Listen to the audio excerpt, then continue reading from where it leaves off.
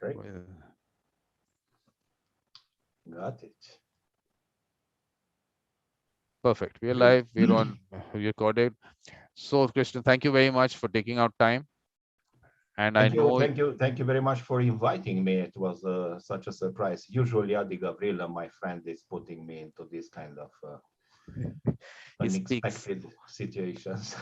No, no, he's very impressed by your work. Very impressed by your work because it is very interesting work. But I read a little bit about it and I found what you put across is exactly what we have to bring forth. Okay, this is something which is available to us. So, Mhm. I mean, if you you can just introduce yourself and just start. This is your show now, so you can take it forward from here. Yeah, as I said, I would very much like it to be a dialogue. So let's have a chat instead of me being just a talking head here speaking for 1 hour, which I'm very much not comfortable with. Well, I'm as my public, virtual face is saying in Facebook or LinkedIn. I'm a professor of conflict studies at Babes-Bolyai University, which is the oldest and probably the biggest university of Romania. Uh, I'm sort of pioneering this field in Romania, as there are, to my knowledge, no other programs related to conflict studies, conflict management, at least not this kind of approach. Usually we have this political science, international relations approach. Ours is far more on the anthropological, sociological, organizational angle. So what I'm actually doing might be called conflict anthropology. So what I'm studying is how communities, now how you define community, it's it depends on what your interest is. So a community can be a small village, can be an organization, can be a gang, can be a society at all, can be a tribe, can be a clan. So how communities are dealing with conflicts that, and this has started some years ago. Um, with all this, fervor of implementing mediation in Central and Eastern European countries. It started somewhere in the mid 2000s. Mediation law was adopted in Romania in 2006 in May, so 15 years ago. And uh, the people militating for mediation came and presented it as a new modern method of dealing with conflicts otherwise than courts and the rigid system of courts, lawyers, and law and stuff. And I said, I'm a historian as a background. I say, I'm not very comfortable with this idea of new thing, mediation. I mean, mediation is as old as conflict, meaning as old as humanity. So since the very beginning of humanity, when we started living in small communities, conflict occurred between human beings. And definitely for those communities to survive into the present days, they needed sort of a conflict management mechanism to work effectively. And definitely mediation was somewhere in that spectrum of methods used by people all over the world and all across times and ages to deal with conflict. So I started wondering why they call it so new. And I was turning my attention to tradition, to culture, to these rural communities in Romania and other places in the Balkans and the Mediterranean, where the tradition is still much alive compared with our cities, which are cosmopolitan, very well connected to the Western world and the globalization and the whole modern world. Rural communities are still very conservative, very traditional, And I was looking in that direction to find out if my assumption was correct, that mediation is there, is used, and implementing it as a copy paste from the Western world was not necessarily the brightest idea. Instead of trying to locate our traditions, our ways of doing these things, and enhance them, update them, bring them to modern to present standards, correcting some of the biases that we know are embedded in various traditional environments, instead of just copy pasting something from another culture, bringing it into our culture, and then wondering, wow, why does this why is this not working? So basically, this is a general outline of what I'm doing and why I'm doing it. And what you're doing is exactly what fits into the theme of the symposium. Exactly, this is what I wanted from this symposium, that we can bring out from the fact that in our culture, when I say our culture, it is a culture of the world. So Romania is one part of it, India would be one part of it, Israel Absolutely. is all a part of it.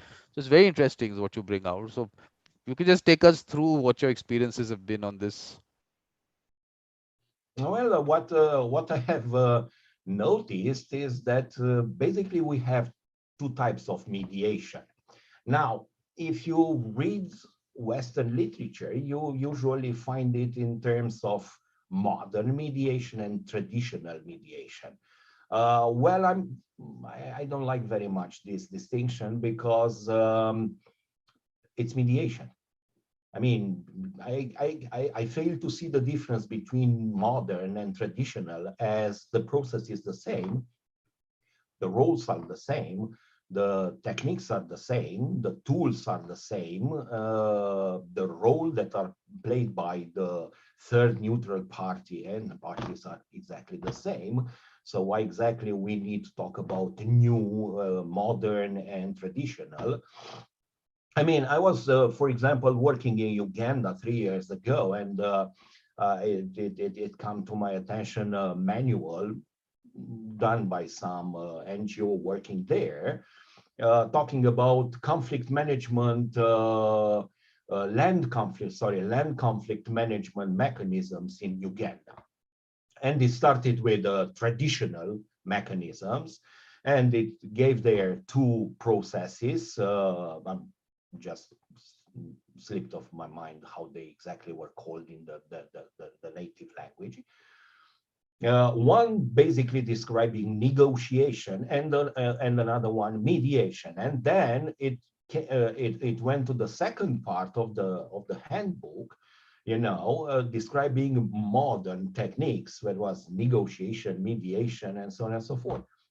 But if you read both things, you fail to see the difference. I mean, the people were meeting, and they were, if by all means, traditional one was highly ritualized, far more sophisticated from the point of view of the rituals, the formalized process, which is exactly why I do have a problem with all these people making a second distinction between formal, mechanisms, meaning Western court system, that's the formal, and informal indigenous conflict management practices, like those are something that are not on the same level or in the Western court system.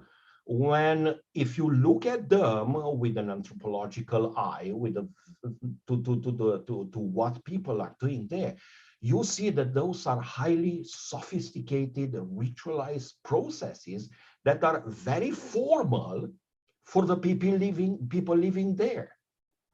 So from my point of view, this distinction between formal and informal is a sort of betrayal of our still colonial thinking. complex of superiority, talking about, well, what we have in the West is the formal, the model, the regular thing, and everything else is sort of informal local practices that verge on, exotic and strange, weird, that, that they cannot be counted as serious stuff. Well, fortunately, we do have right now a growing literature on hybrid political orders that are starting to understand that what happens in these communities is far more important, far more complex, and far more formal, if you want, and to be taken in consideration in terms of conflict management and state building and governance than it was it used to be.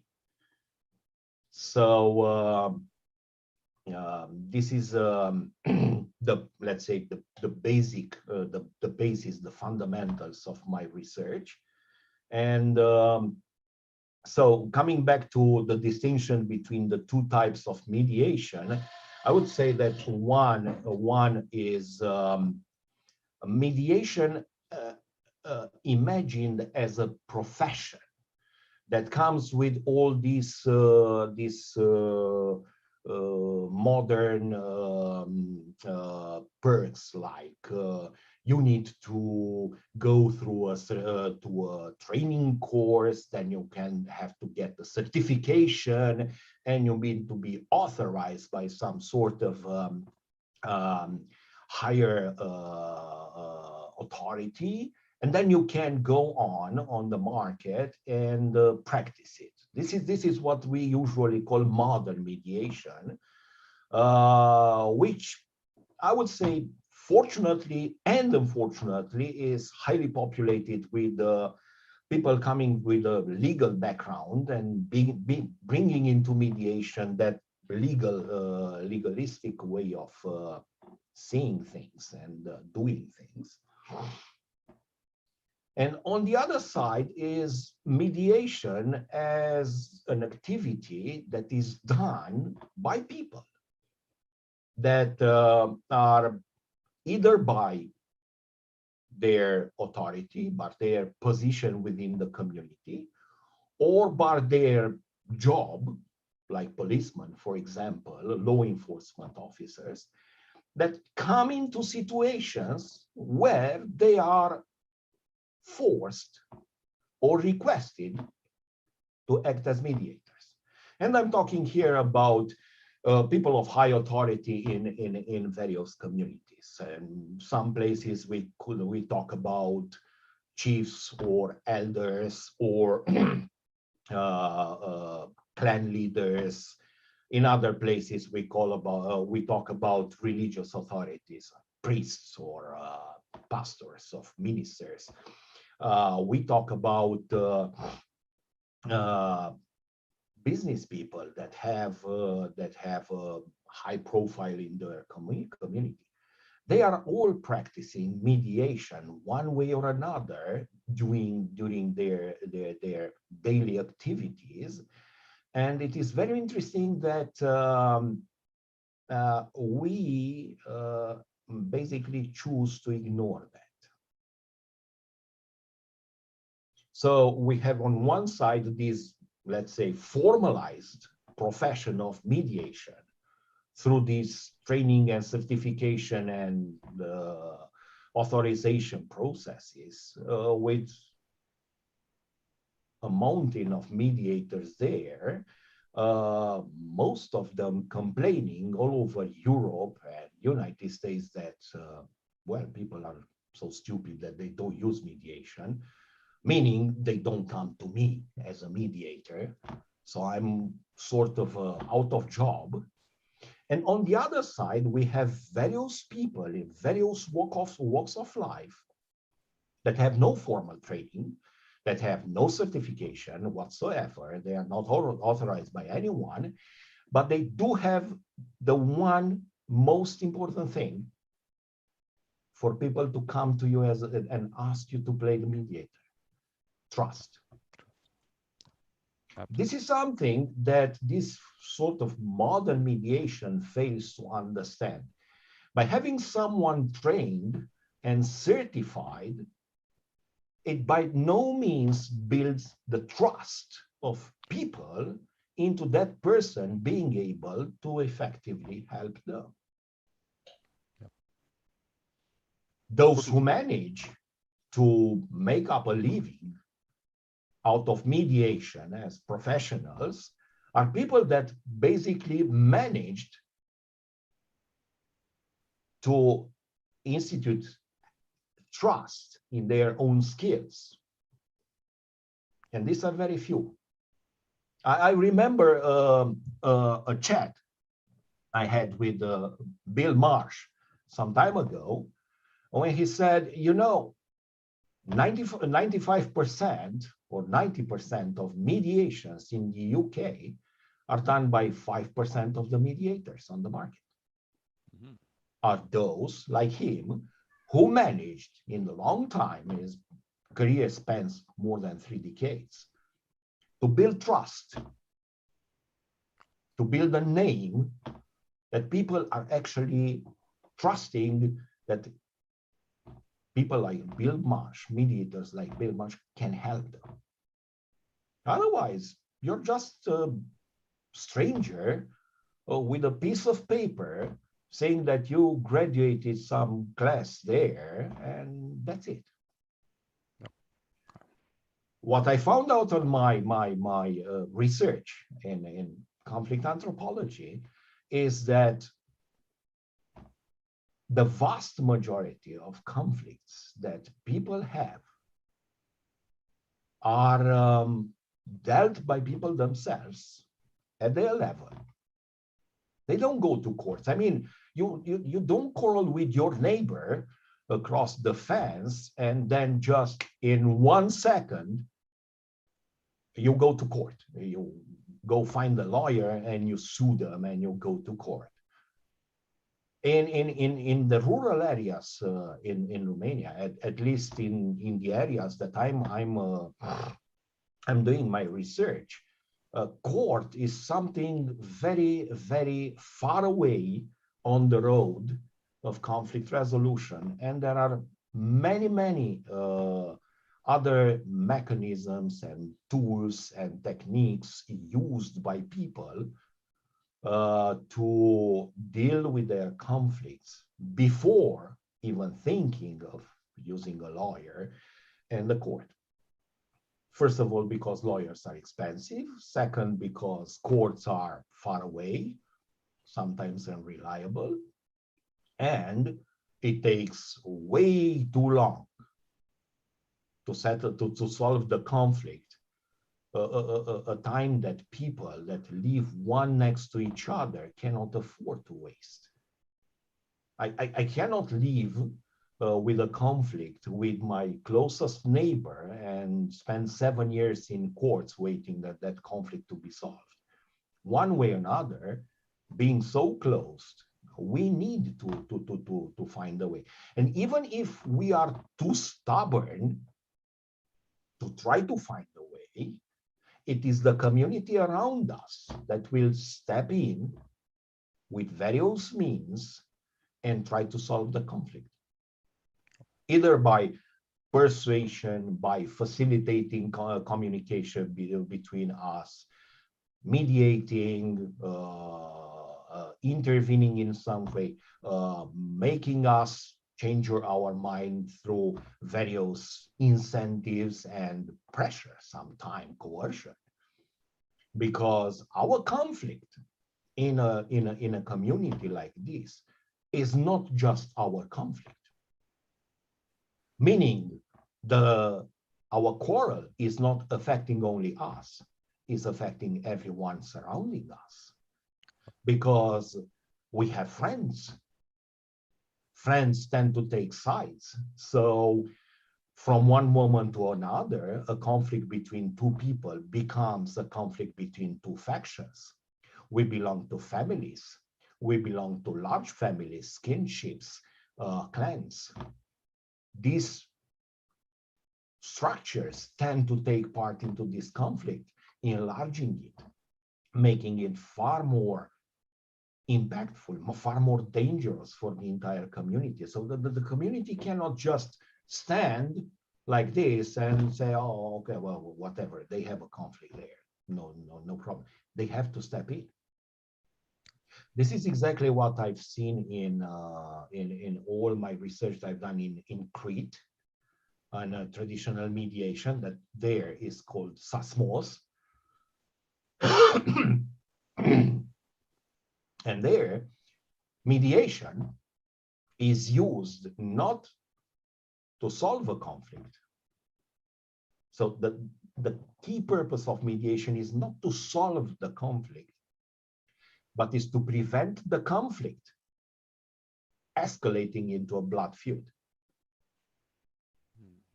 So mediation is not as much, or is as much a tool for conflict resolution as a tool for a conflict prevention or blood feud prevention, if you want. Crete still has this phenomenon that is called blood feuds. There are other places in the Mediterranean or across the world that they have that still have this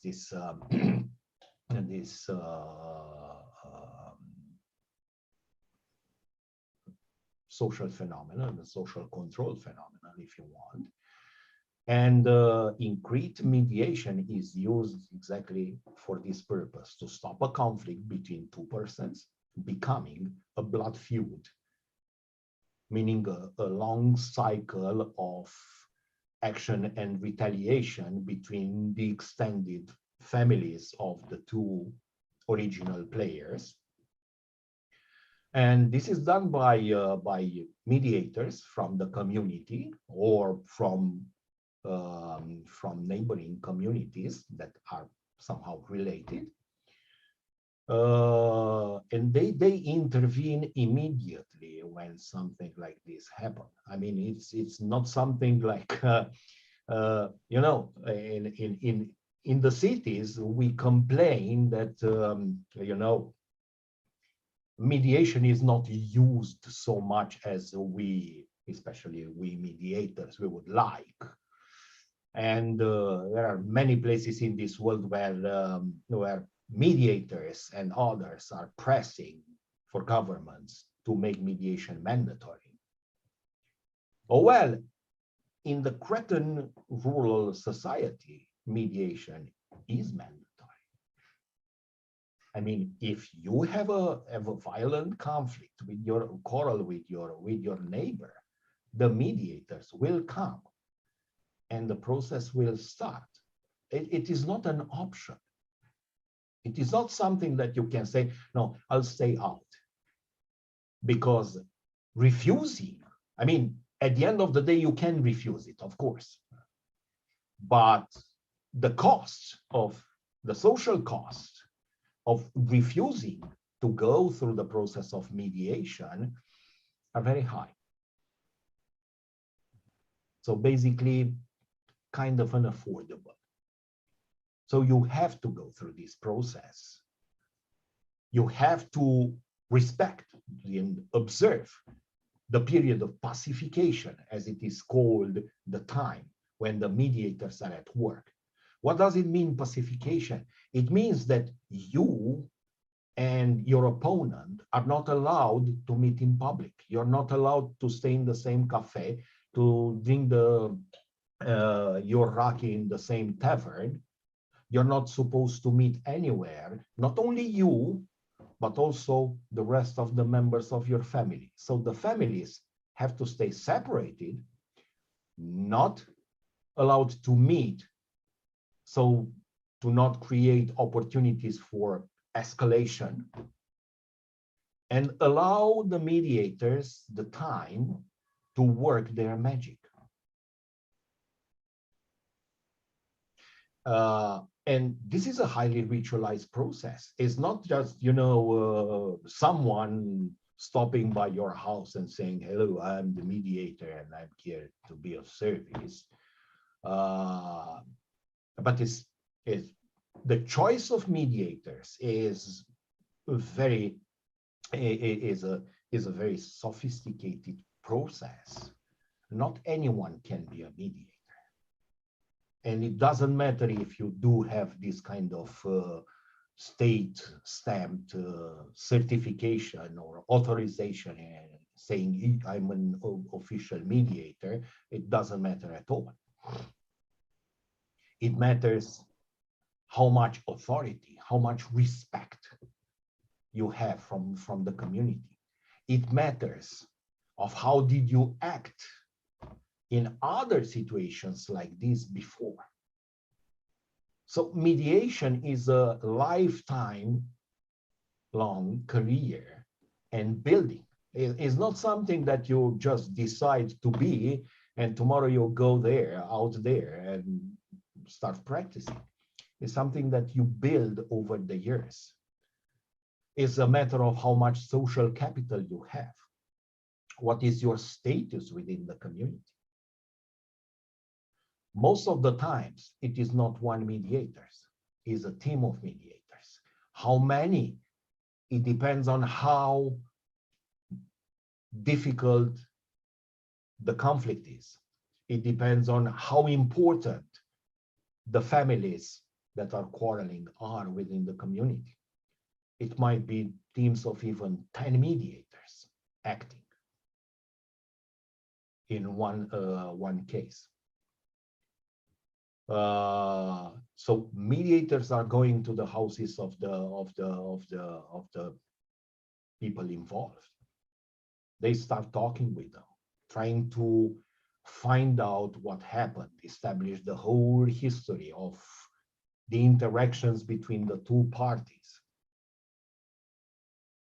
Then they go to the other house and talk to the others, and they go back and forth, asking what would be the conditions, what would be the terms that the parties would accept in order to settle their conflict.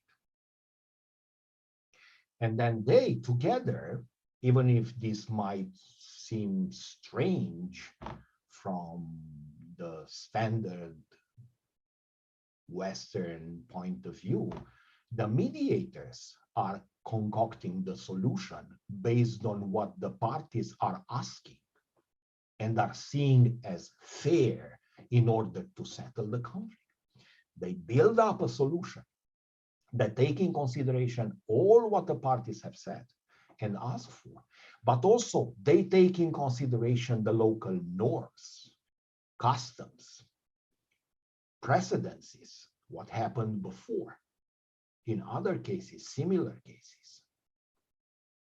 And from all of these things, they build a solution and they then go back to the parties, present the solution, and see if the parties are accepting it.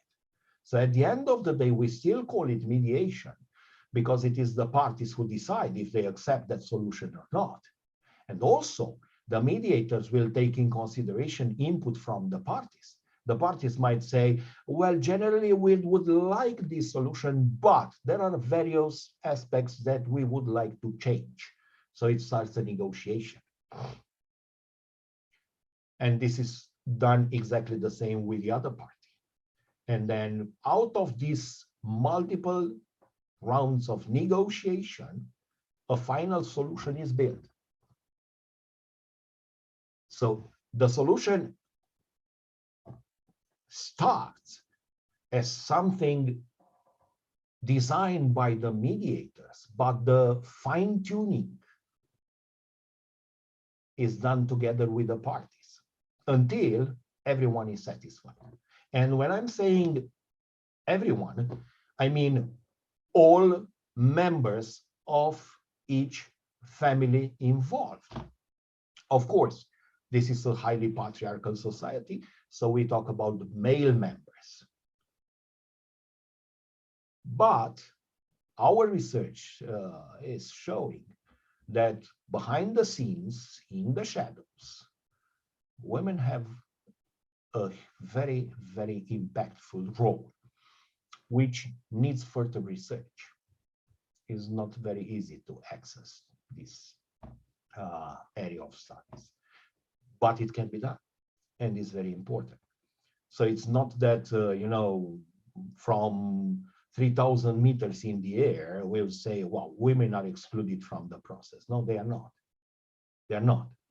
They're not on the visible. They are not on the lights.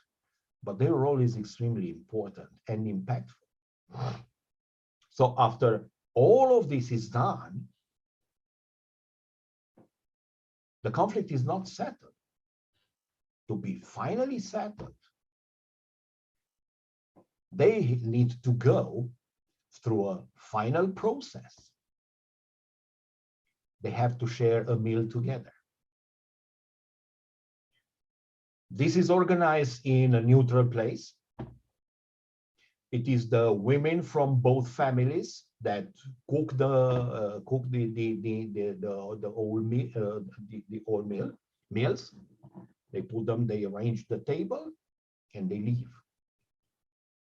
First, at the locations, at that location arrive the mediators, and then one family and the other family, never on the same time. They sit down at the table. The mediators make a summary of all that happened and of the solution. And from that moment on, the feast is open, and the parties never, ever, even for one minute, they don't talk about the conflict. They talk about everything else: politics, sports, weather, agriculture, business, whatever. Nothing about the conflict. At the end of the feast is a glass of raki that is having everyone, as the mediator saying Eviva, everyone says Eviva, and that ends the whole stuff. It means the conflict is settled. And then they leave exactly in the order that they have arrived. I mean, the reverse order. One family, the other family, and then the mediators.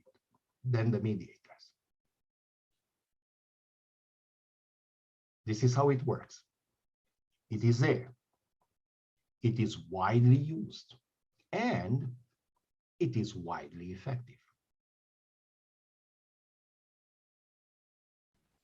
This thing happened in various other places in the world.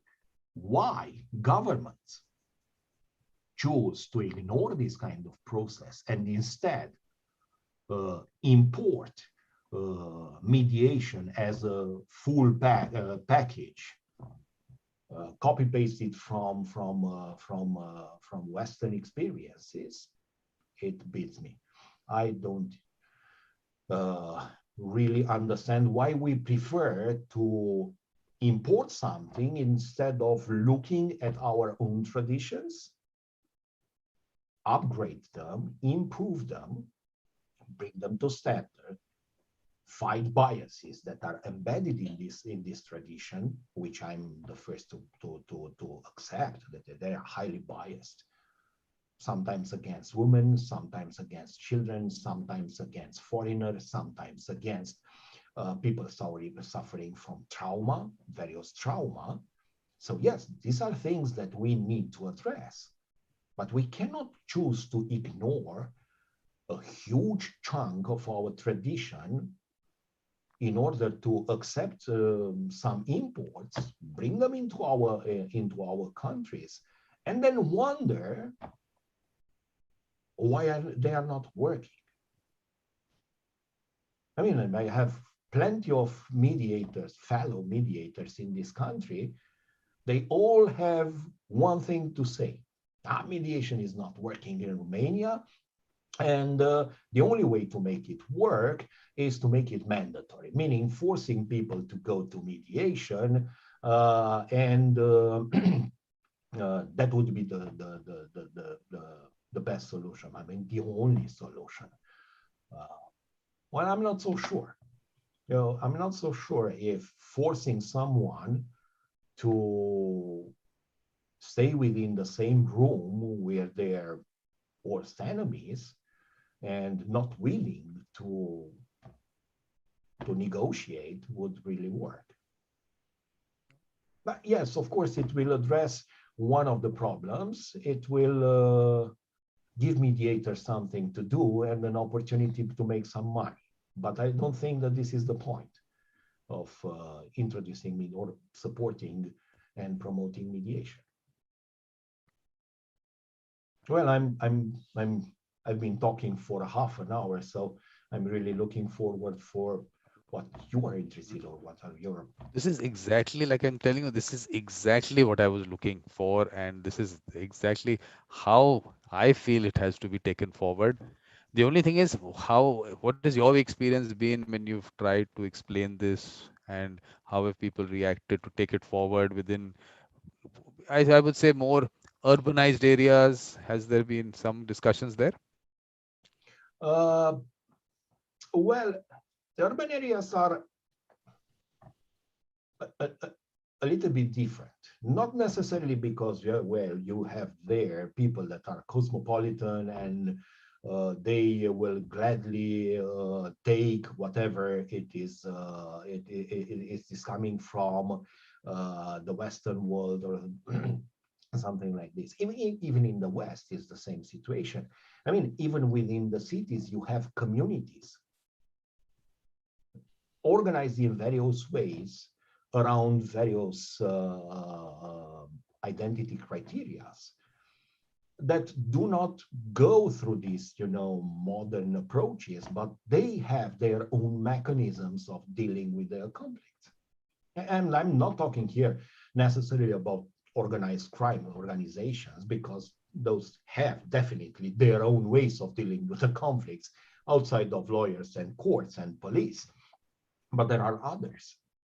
I mean, it is most unfortunate that we tend to see people as having a quarrel, and from that moment, their only way is towards state institutions like the justice system.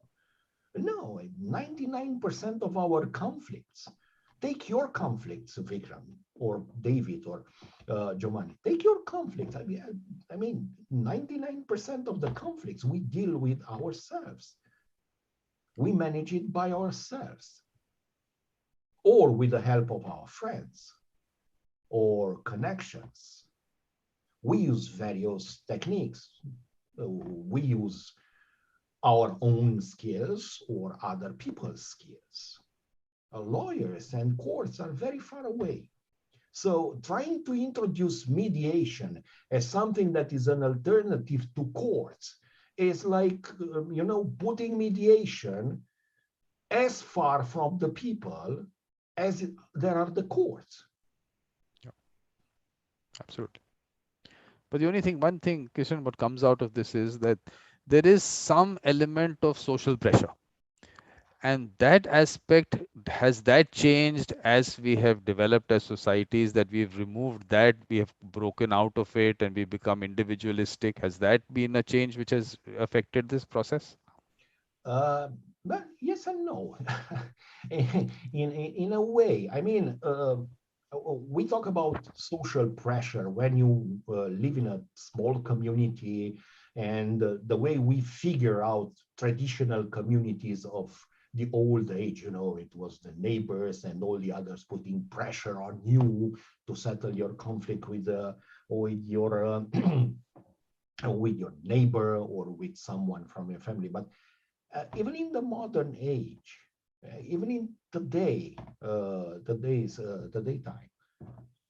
we as individuals, we still live embedded in various small structures within a society. I mean, we are members of a family. When we quarrel, it is the family that is putting pressure on us that we should settle that. We should not go further with it.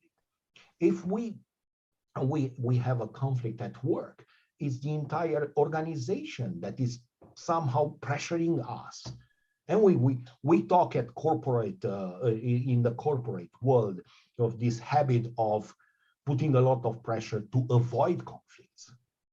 I mean, managers that see dispute between employees as dangerous for the organization and stepping in to muzzle that conflicts, to stop them from the very beginning, which sometimes is not a very clever strategy, because conflicts do not go away. They just stay there, they fester, and at a certain moment they explode, and the damage they do is far worse than if they were addressed from the very beginning. So even in this modern post-industrial globalized world, we still live in these structures, in these small social structures that pressure us and make us go and use various tools to deal with conflict, except the court. I mean, even today in urban Romania, to go to court, especially with a member of your family, it's seen as a negative thing. It is seen as a failure. It brings shame to our family, because basically going to court, you're letting others to get into the things of our family, which are intimate. It's like washing your dirty laundry in public. So court is not an automatic response. Court is somewhere very far away on the road, and in between there are many tools that we use even in the urban areas. Just that urban areas, or this kind of substructures within the urban areas, are not so much studied. People look basically to rural areas and faraway communities, because they are assumed that they conserve traditions far more than urban communities. But the phenomenon of conflict management at the closest level where the conflict is happening is universal. It happens in the big metropolis of the West. It happens in small communities in Africa. It happens in Asia. It happens in Central and Eastern Europe.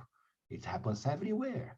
Because, as I said from the very beginning, mediation and arbitration and all these tools are not modern inventions. They've been with us for the entire history of human being. Because they didn't go away because sometime in Europe we invented the king's justice, and that became state justice after in the modern era. It didn't go away. No, because I think through the symposium sessions, it has come out that this aspect of the urbanization has affected the way families and society has restructured itself. So that has been one reason. But my research shows me exactly what you are saying, that there are trusted people in villages. They're already doing it. And because they are trusted, and the whole aspect of the social structure and the social pressure, you can call it, that you must resolve it right there, is totally there. Now, how do we bring that into what has to be the mediation practice? Like you said, that this other practice, which we call modern or formal, that really hasn't worked, because when I look at the US statistics, 100 million cases are filed in court every year out of a 300 million population. So definitely in 40 years, something hasn't really worked. So how I am looking at it is that these people who are already in villages, who are already doing it, now how do we get them to make it a profession? That is, I think, for me, that is the way I see it as the future. Well, I'm not sure if they have to make it a profession. That's one of the things. I mean, this idea of making it a profession, which I know is very popular, at least in Europe and some places in the United States, to make it a profession, to make it a specialized thing with all these,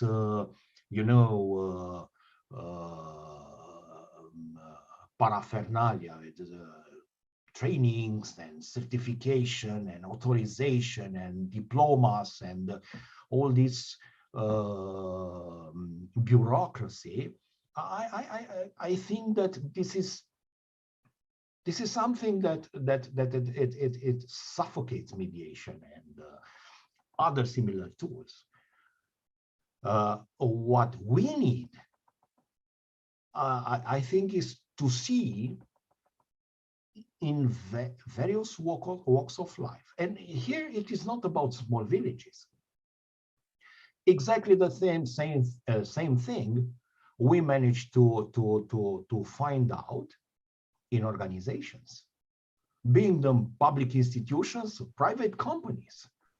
People, when they have a quarrel as employees, they tend to go to the one with the authority to have a know-how of dealing, and it is respected within that organization as being the one that can help you solve the problems, and people go to that person. Is exactly the same mechanism or the same pattern, if you want, as you find in villages. That's why I said, however you define community, be it a mayor's office, a multinational corporation, or a village high up in the Upper Saint Mountains nearby here where I'm living, the process is the same, because it goes with the human nature. Why do I ask someone to help me when I have a conflict? This is the basic questions that we should ask.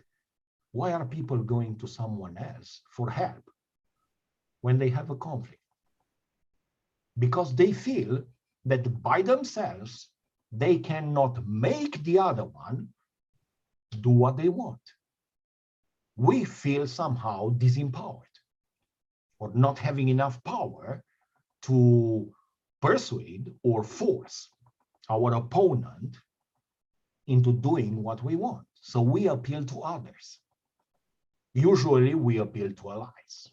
We are looking for allies. Or we are looking to enroll a higher authority with enough power that that authority can force our opponent. So that's why we go to police. That's why we go to the mayor. That's why we go to the priest. That's why we go to someone with authority. Because we want to enroll that one as our ally in our fight with the other one. Well, this is working sometimes, sometimes not, because our opponent is doing exactly the same. So that's the moment when we try to find out what? Not an ally, but a neutral. Someone that we can say, look, this person is not on my side, it is not on your side. Let's hear what their input is. And we should abide with that. Or we can ask this person, formulate a solution, and then we can work it out together. This happens all over the world. This happens in every walk of life. This happens in families, this happens in villages, this happens in organizations, this happens in gangs, this happens in organized crime structures, this happens in governments, if you want. This happens everywhere.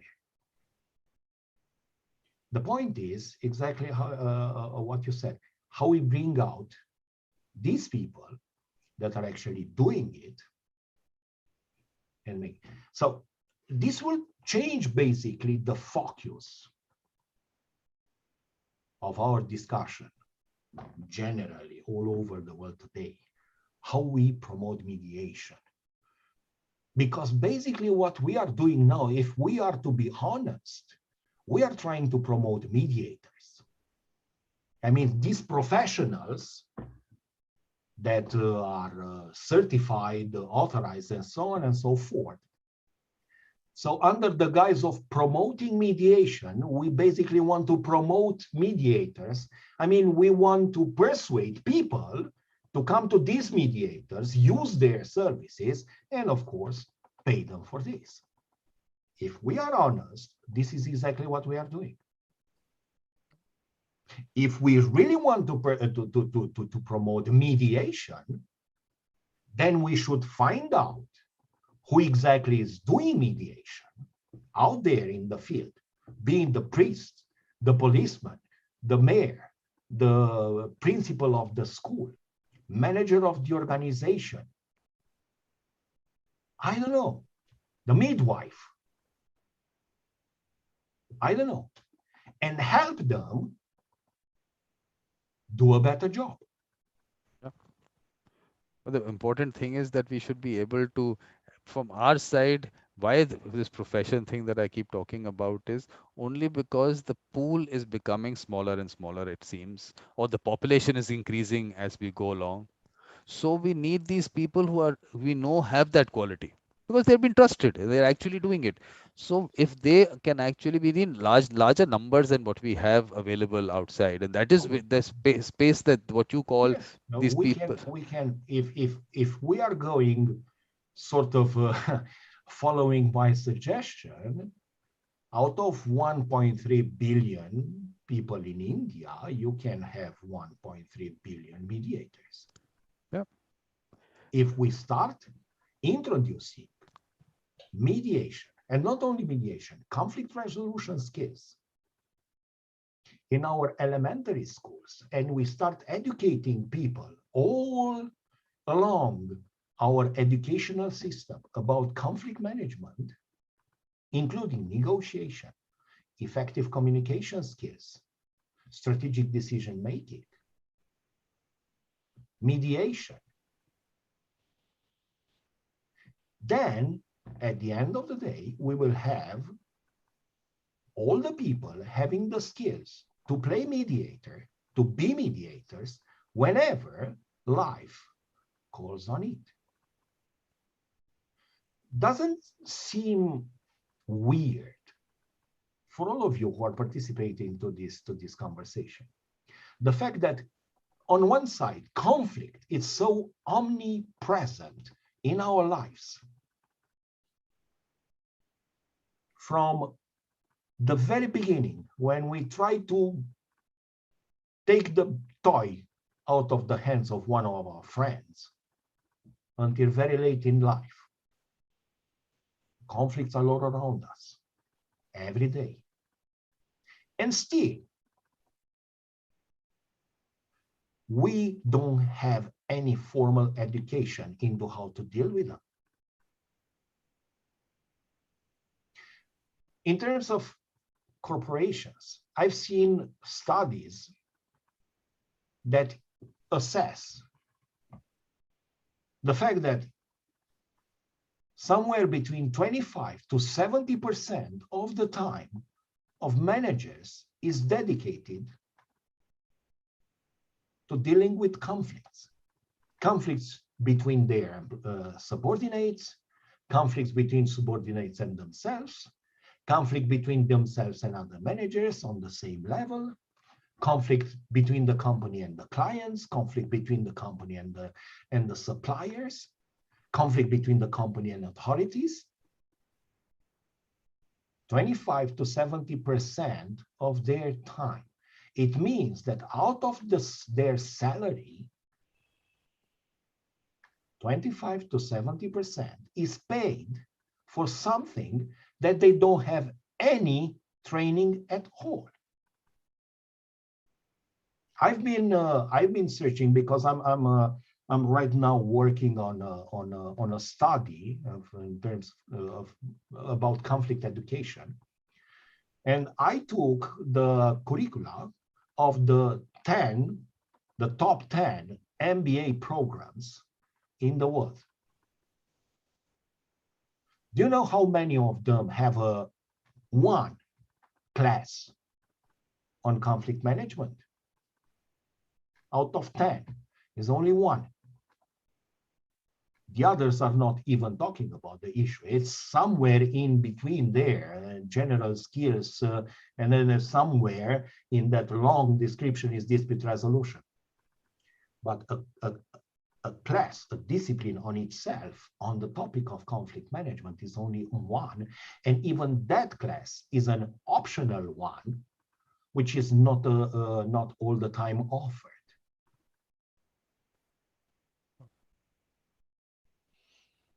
So we want to promote mediation, bringing it to the schools.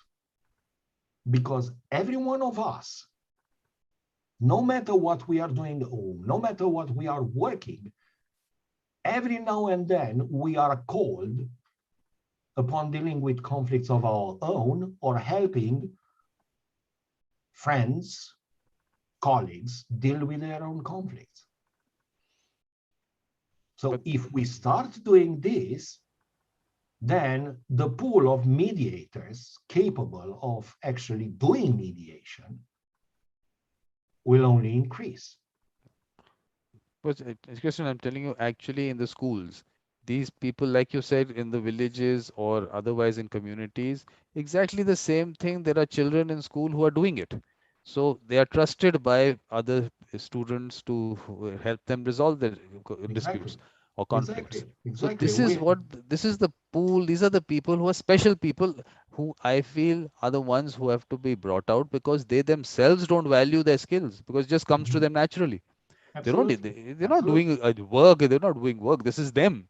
So why? That's why I keep saying bring them out and make it a profession for them is because we need these special people out there. Absolutely. Absolutely. I totally agree. I mean, I was just doing this research here in the mountains, and I was talking to police, and many of them telling me actually we are doing mediation, and myself being used with people telling me that they're doing mediation, but when they describe it is something else, it's not mediation at all. I mean, they impose the solution on the parties and they say, I mediate them. Well, it's not exactly that. Well, I actually found out that they are doing exactly this.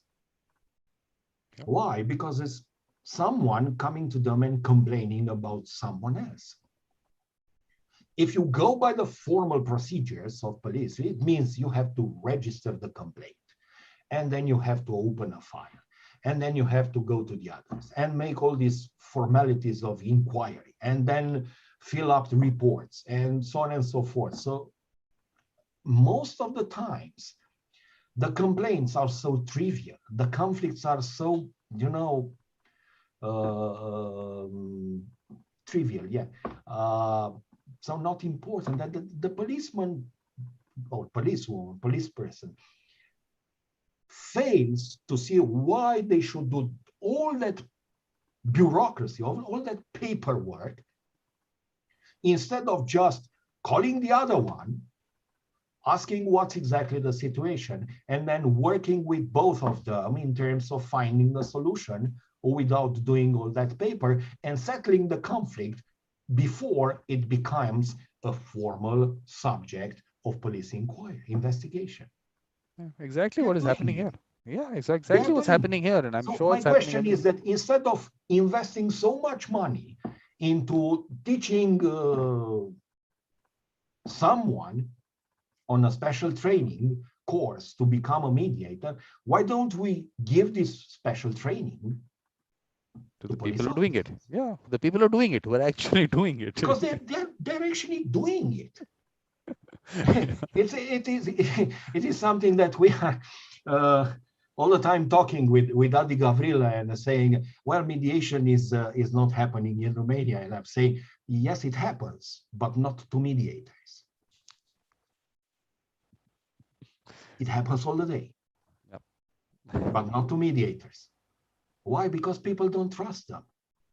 People trust the police, people trust the priest, people trust the mayor, people trust the midwife, people trust the doctor, people trust someone, one of their old neighbors, of being wise enough to help them deal with their conflicts. And there it stops.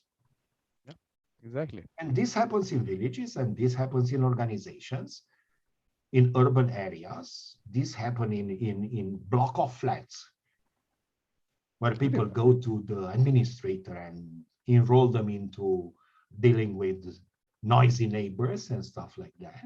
It happens.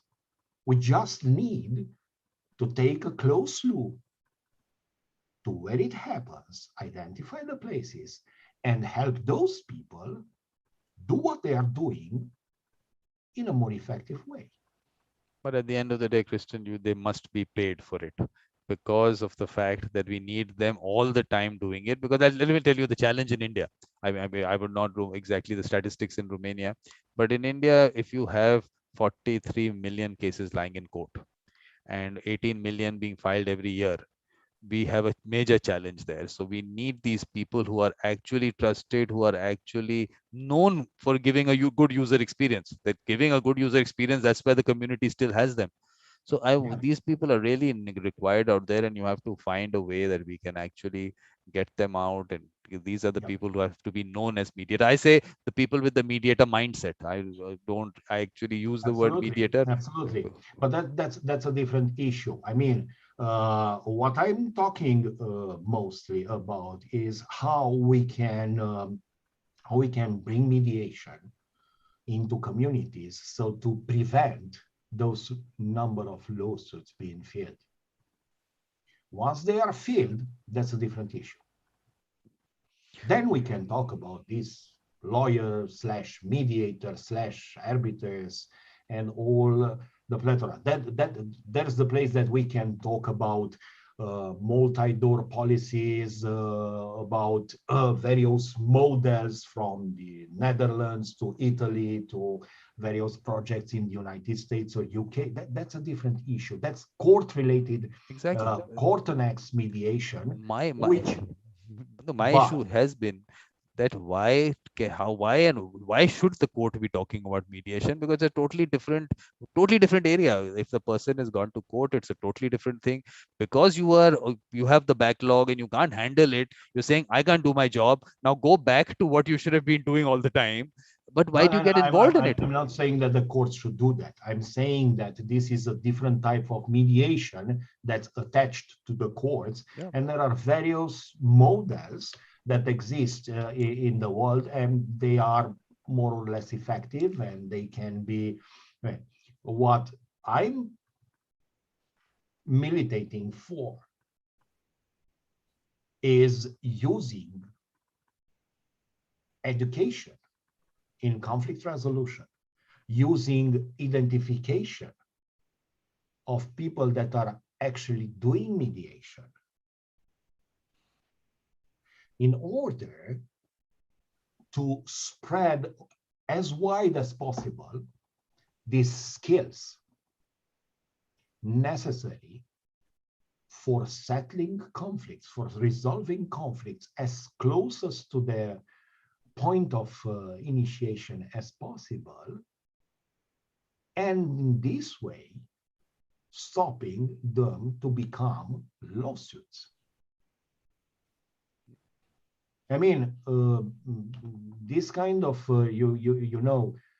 let's do only this kind of mediation that addresses the conflicts that are already in the courts, is somehow trying to shut the door after the horse has bolted.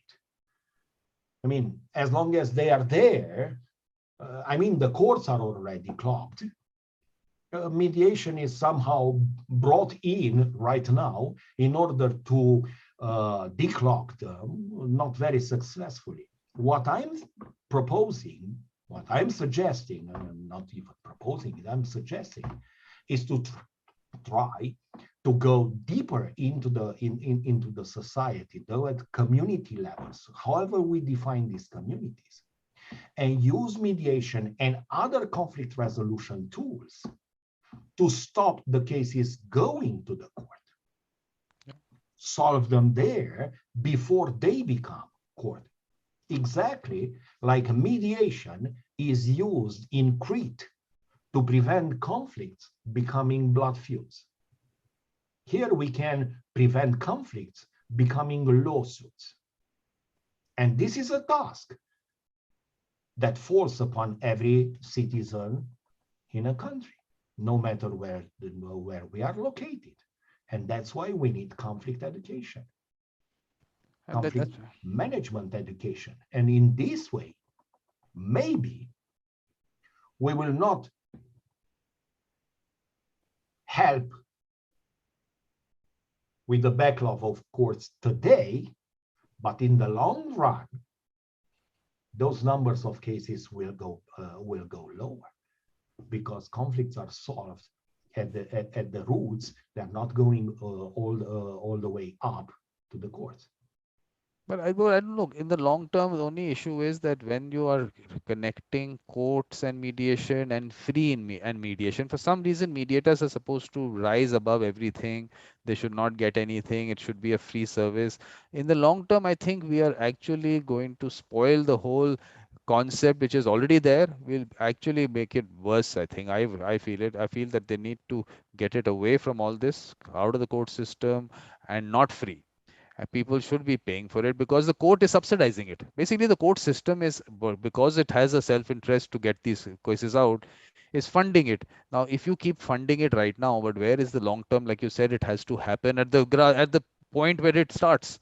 And at that point, how will it be able to develop if at that point today you are funding it, but tomorrow someone else, when he has to pay for it, will not want to pay for it?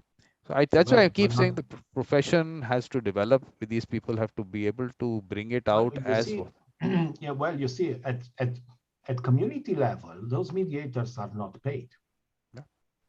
I mean, those guys doing mediation in Crete, they are not paid. But in the same time, they are paid, but not in money. They are paid in social capital. They are paid in status. They are paid in prestige, which are far more valuable than money on one side.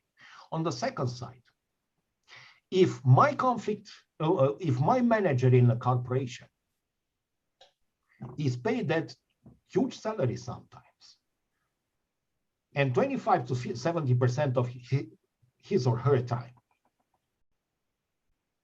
they deal with conflicts. Aren't they paid for what they are doing? I'm not going to pay them extra. I mean, they're already paid for that. And some of them are doing that not very successful. So I should give them a training and make them do what they are already doing, and they're already paid for, sometimes not justified, seeing the results, and do a better job. That's the same for the administrator of a block of flats. That's the same for the midwife. That's the same for the priest. That's the same for the police. They are paid. These activities come with their job. The problem is that right now they don't have a training. And everything relies on how skilled are they by themselves, naturally.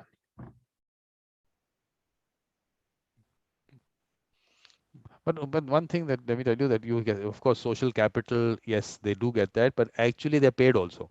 I was told that these people do bring them some chicken or maybe something else. They're paid in kind. They're paid in kind, maybe not cash. So I think they're valued in that sense. They're valued in that sense. We don't call that payment. We call it gifts. Yeah, exactly. They call it gift, but there's that much they value them. So I think that absolutely. Well, as I said, it is clear that dealing with the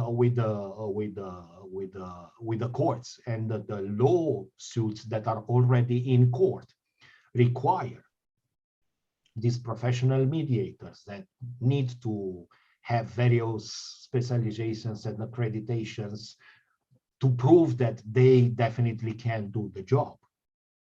And this is what we usually call court annex mediation, and all the things that gravitate around the courts. But if you take a larger view, it is that we need to give people the skills to deal with their conflicts more effectively, so the number of conflicts that are actually transformed into lawsuits will decrease. Absolutely. But then And the investment in the investment is not so huge. Yeah.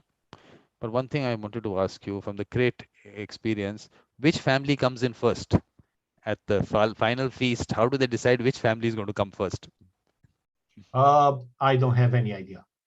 Is I mean, there are plenty of things that I keep asking when I'm on the field work in Crete, and I don't have any answer. For example, I keep asking, how do they decide who's the mediator, or who are the mediators? It's a very complex, highly contextual process that doesn't bear any definition, formal definition, or set of criteria. There is nothing like this. But somehow it just falls into place. It falls exactly into place every time. It's exactly the same thing with the order of the families, and somehow it happens. Okay, so it's understood in a way that everyone knows Exactly. what they have to do. Exactly. No one thinks about it. It just happens, and it happens. Absolutely. So that is Absolutely. the natural way to go about it. Yeah, and that's so fascinating. Okay, so but now development of the culture of mediation, any final words on that? How do we develop the culture of mediation? One is, yes, conflict management, and you have to prevent and everything, yes, but I'm saying it will not happen totally, so mediation will be required, third party is required. So to spread that culture, anything on Well, that? it is exactly the same process as we have spread the culture of nation and nationalism. It's through education. I'm asking you, during your 12 classes in school before you got to university, how many times did you hear someone talking about mediation? Doesn't happen. I can tell you about myself. Never. No? Never. So if you want to build a culture of something, you have to put it into education from the very first first class that you go. I mean, all the thing in terms of conflict resolution that I see in schools is the teacher saying, "Hey, you two guys there, stop quarreling, don't hit each other, shake hands and be friends." That's it. That's what I'm saying. I question how I'm going about it, and I'm seeing it. That's a one possibility, because I'm talking to students in schools and asking them that, have you experienced the process? They don't know. The word is not required. It is that, has someone helped you and assisted you into resolving a dispute? Yes. And actually, I have got answers after this session. I will show you a video, because there's children talking, so I don't want to put it out publicly. That person has actually done it, and they can teach you exactly what the process is. They don't need any training. I'm just saying that they just have to be told this can be a formal thing to do it. You can create this in your school. You can create whatever you want to call Yes. it, a center or a space for people to come to. Yes. And these Yes. people are already identified. They're already trusted. Yes. And we're actually planning to do this in some high schools in our city and spread it around, because if you don't start there, what do you expect? But only issue that I thought was what is going to come up is that when you go through, because right now these are students that I talk to directly through someone who arranges it.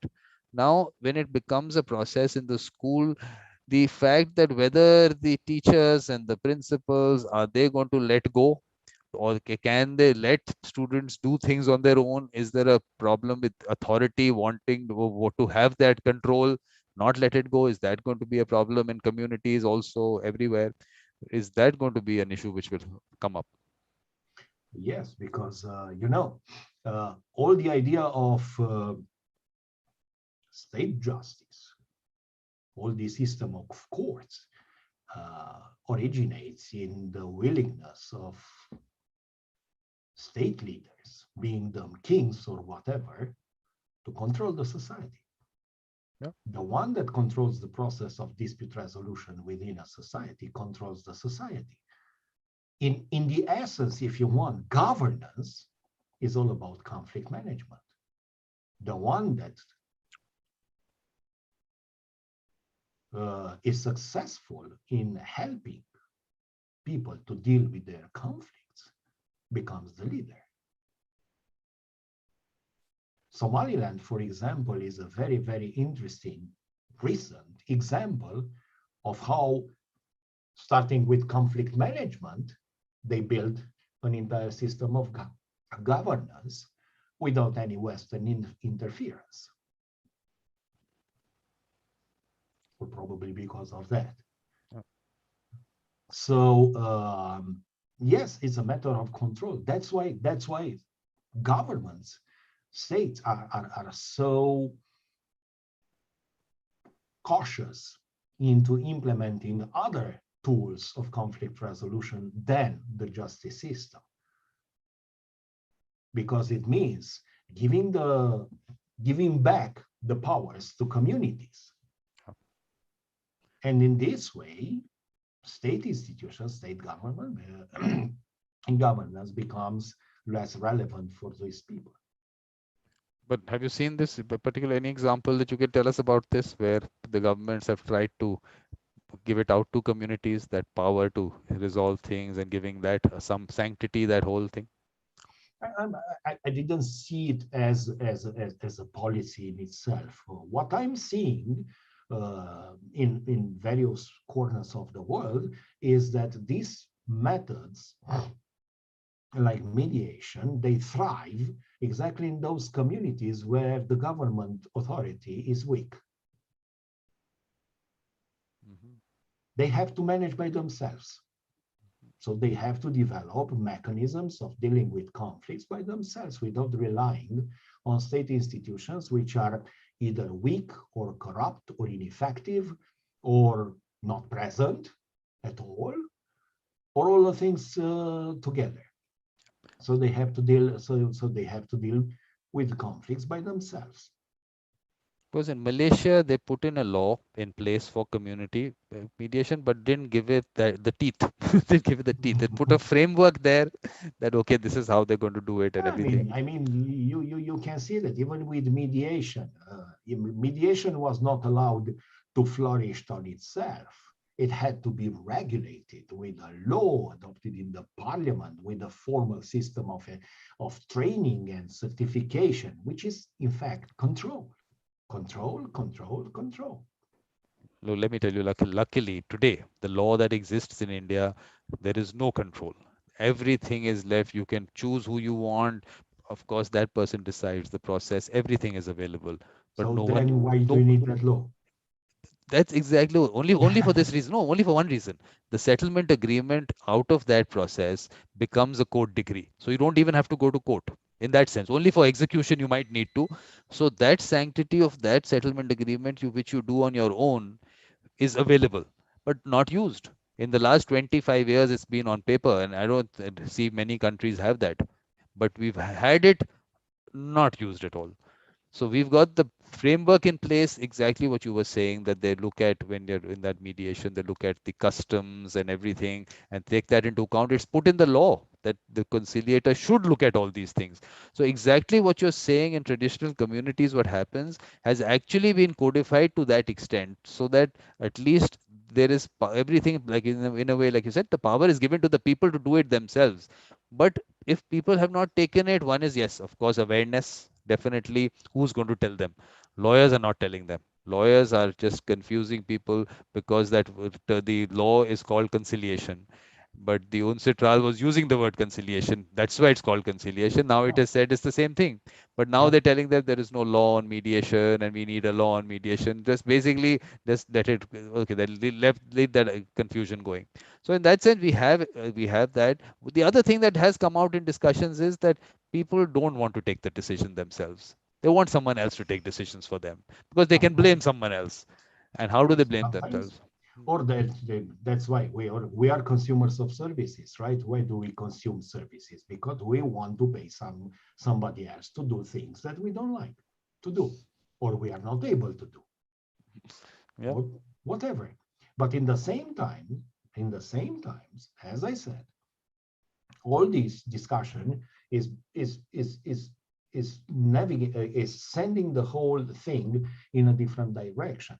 We talk about laws, coding into law, and so on and so forth. Maybe people are very worried of everything that is regulated by the state, and they just want to be left to deal with their things in their own. And there, it is where all this conflict resolution mechanisms happen, and they happen. As I said, mediation happens in Romania, but not to mediators, not to the lawyers who wanted to wear two hats, one of mediator, one of a lawyer. No, it happens to people that are on the ground, that are trusted by their peers, and people appeal to them to help them deal with the conflict. It's there. Yeah. We don't But need to regulate it. We don't need to put it into any code of law. It is there because it is part of how we function as human beings, social human beings. But tell me, have in Part your of the process. studies, has it ever come? Because in our discussions, one aspect has come out is that colonization has affected the way people have looked at dispute resolution. Yes. And so, have you had any specific examples of where you've looked at it as research aspect of it? I was working a little bit in Africa, and I've seen things, but it is it is the same as in other places of the world, in Central and Eastern Europe. Just that the distance between state and state institutions and communities is far larger there than here, for example. I mean, this seizure between what happens at the top in this what they call formal system of government and what happens at the community level is far more different there than here. And it is sort of normal because we have to take in consideration that colonization was in fact bringing two worlds and two different types of governance into the same structure, the colony, because you had the colony government with the governor and other, which was governing the white people, the colonists, whether the indigenous population was governed by their own structures, which worked as an intermediary, as an interface between the communities and the white power, the white colonial government. When that government went off, it was just replaced by a native government, but the model was the same. I mean, it's just there were no longer whites or blacks, but the structures were the same. The procedures were the same. So the people perceived government and governance exactly in the same way as they perceived the colonial power. And that conditioning The that has happened. distance remained the same. People in the communities, they are dealing with their conflicts as they have ever done, using the elders, using chief of clans, chief of tribes, other structures, their own local processes. We have a plethora of different local names and so on and so forth. But in the end, it's still the same thing. Is negotiation, is mediation, is arbitration. Just that instead of this specialization, which is typical for the Western mind, doesn't exist there. The people that are called to help deal with conflicts, they play a continuum. Sometimes they are negotiators, then they become mediators, then they might become judges or arbiters, and then go back to facilitation and so on and so forth. They do all, I mean, they use whatever tools are at their disposal, and then they are seen that they work best in order to settle that conflict. No, definitely. I mean, they have to do, but I don't know. It's that conditioning that has happened of the mind over so many years, and like you said, that colonization in the sense the foreign, I will call it ruler, went away, but the new ones took place. The new ones took the same structure, and they benefited from it because the colony was structured in such a manner that there was total control through the procedures and everything. Of course, of course. Now, we have to understand things like the fact that culture or cultures, I prefer much more the word cultures than culture. It's too long now, and the time is way past to deal with this. But cultures and traditions are not static. They change, they adapt. Colonization put an imprint on various African traditions. So what we see today is not a tradition as it used to, or mechanism that they used to be 500 years ago. It is the result of a combination of what it was indigenous with various things that they took from the colonial master and embedded in their tradition. And I just want to give you a very let's say hilarious example to end our excellent conversation. uh, I was doing an interview up in the mountains in one of the most conservative places Crete has, and Crete is a very conservative place, living beside the shores where all the touristic industry is. The mountains are extremely conservative. And I was in the house of this shepherd who was a mediator with his entire family, and the traditional meal. You cannot go there for an interview like you do it going for a coffee. You need to participate in a family meal, and it takes hours and hours and hours, and it was excellent, fascinating experience. And with all this traditional food and entrees and various things. And that at the end, let's drink. They asked me if I want to drink something.